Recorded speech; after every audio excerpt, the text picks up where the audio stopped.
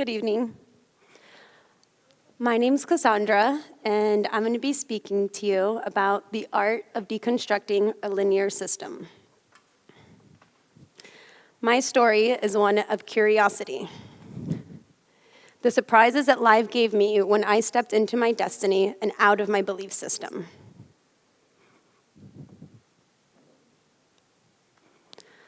I'm going to tell you a little bit about how I deconstructed this mysterious entity called intuition, how I became a human, how I found my fuel to create change,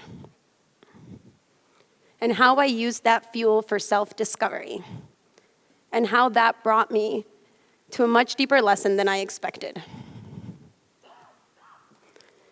A lesson that took me out of linear systemic thinking and into integrative and collaborative thinking.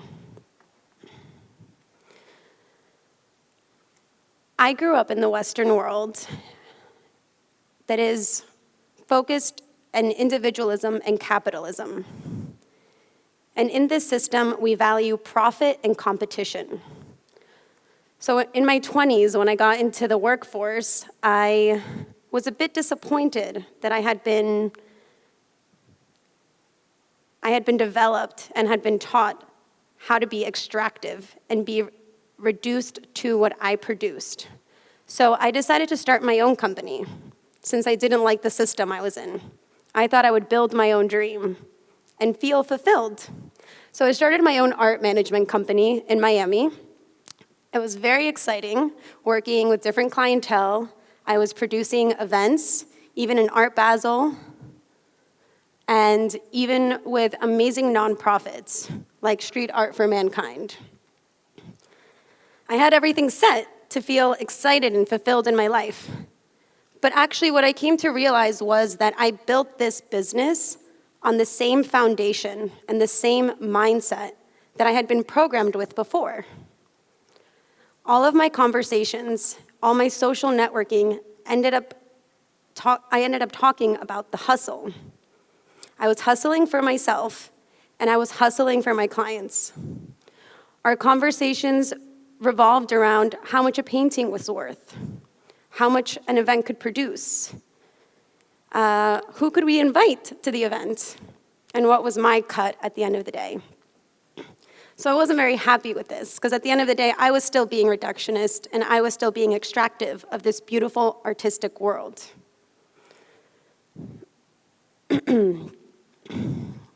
So I want to share with you guys a little bit about how to go from this single value monocapitalism and go into integrative capital, something that I've learned along my way.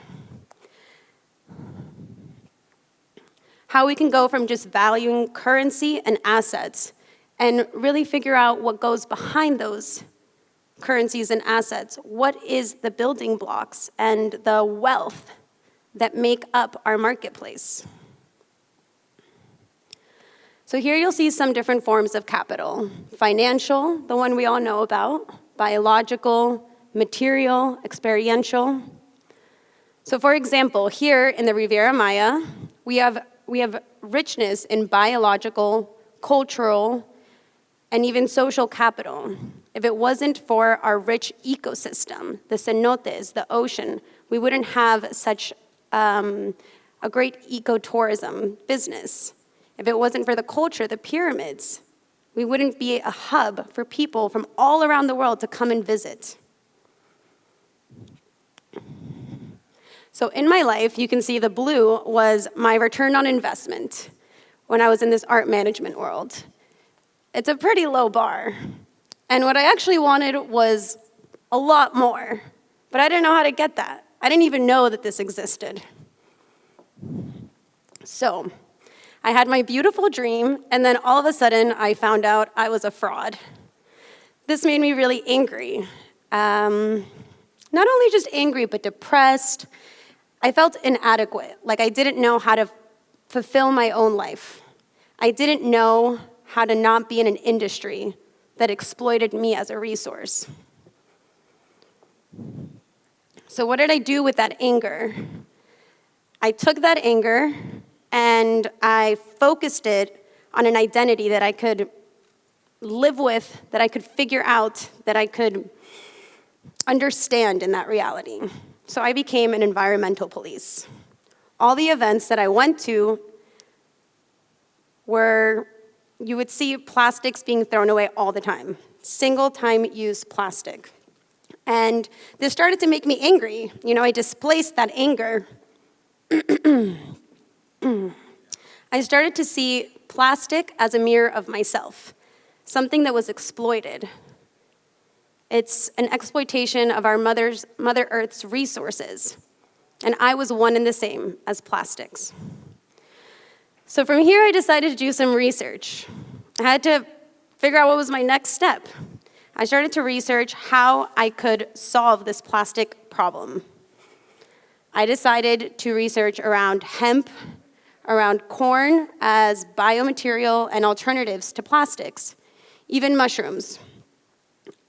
Through this research, I realized that I didn't even know how to grow food for myself, let alone for prime material, organic material for an industry.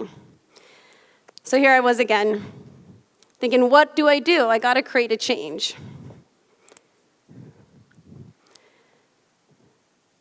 I had asked myself many questions, and now I was gonna make a change in my life. So I decided to drop everything after studying in university, starting my own company, having amazing clients. I dropped it, and I decided to move to Costa Rica to find a solution for plastics. At least that's what I thought I was going for. When I got to Costa Rica, I moved to an off-grid educational center that is structured as a community. And I did learn a bit of informational capital about how to grow plants, how to amend soil. But what I learned most was not that. That was only 10% of the richness that I learned.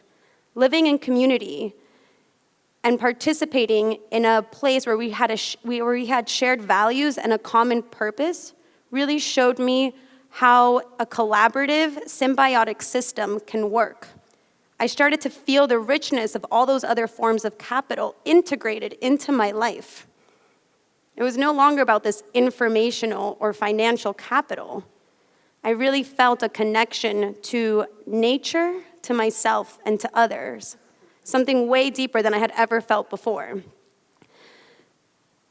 So there, I understood that I was no longer in Costa Rica to learn how to shift this plastic problem, but rather to bring this experience to other people, how to share this connection that I had.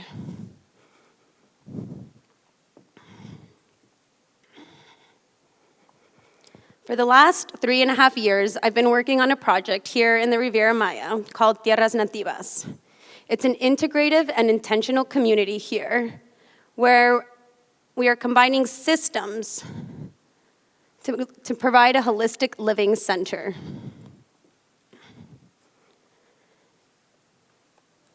I've been working on how to bring all these different spheres of engagement, spheres of intelligence together to provide an ecosystem for myself and for others to experience a deeper, more meaningful life.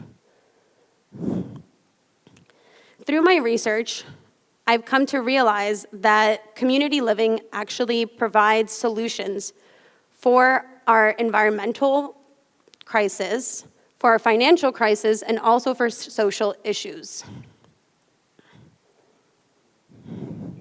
When we invest into the biological sphere through agroforestry and permaculture, we're not only getting healthier soil and a healthier ecosystem, we're actually reducing our carbon footprint and creating health for a community. We're no longer, don't leave the center. We're no longer, we're reducing our carbon footprint by not having transport. We're creating health for our community by having whole foods. There's many ways for communities and community living to really impact our lives. Beyond reducing our carbon footprint, when we share in business or in land ownership, we're reducing our cost of living, like a co-working space or shared amenities in a residential space. When we collaborate, we actually have more assets together, collectively, than we would individually, than one individual could ever occur themselves.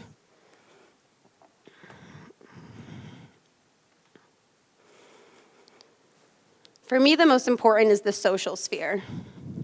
And this impact that community living gives to us is having that interconnection, shared values, and purpose, where we see life as an ecosystem and no longer as this extractive, but rather interactive space.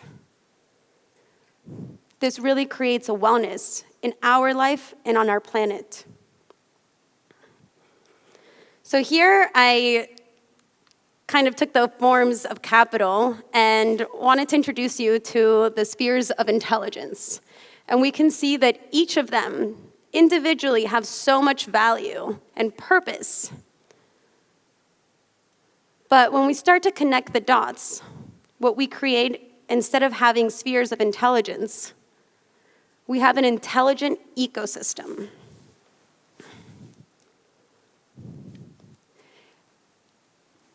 Well, that GIF didn't work. What I propose to you is to see your spheres of intelligence as an ecosystem, to take on these forms of capital or intelligent spheres into your life and see where you can value them. See them as a dynamic and interactive system, rather than looking and focusing on one thing to move forward with. So I want to share, in conclusion, a bit about my formula. What I think is key in figuring out your mission and your destiny is to listen to yourself. We need to observe information. When we're living our life and we are feeling the anger, this is your fuel to create change in your life. So listen to yourself.